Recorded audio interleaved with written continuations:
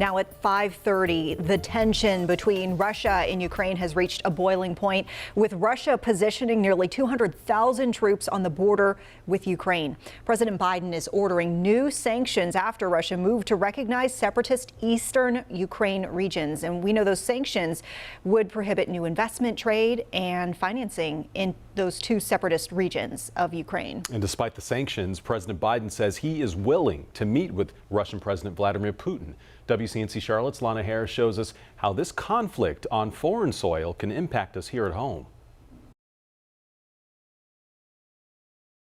Has massed almost 200,000 troops on the border with Ukraine. Charles Kupchan with the Council on Foreign Relations says the tension has escalated in recent weeks, stemming from efforts to bring Ukraine into the North Atlantic Treaty Organization, or NATO. The Russians are basically saying, enough. Stop. David Hamilton with the America's Future series says if Ukraine were to join NATO, it could allow U.S. troops to be stationed there. It would be comparable to us allowing them to have troops and bases in Canada, and they consider that a direct threat. Kupchan says Russia invading Ukraine would dismiss one of the most crucial rules in the international system. You don't invade your neighbor.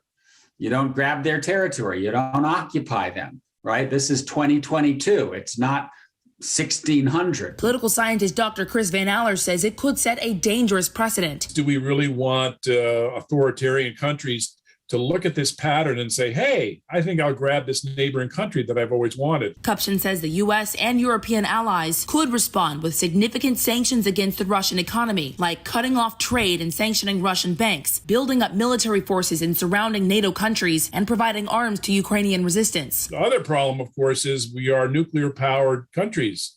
And it is true we could have an escalation with the Russians and Americans pressing the nuclear button if some sort of mistake was made. Kupchan says for now, Americans should be prepared for potential economic blowback in the stock market and an increase in gas prices. We could wind up spending, I don't know, $5 a gallon for gasoline. Lana Harris, WCNC Charlotte.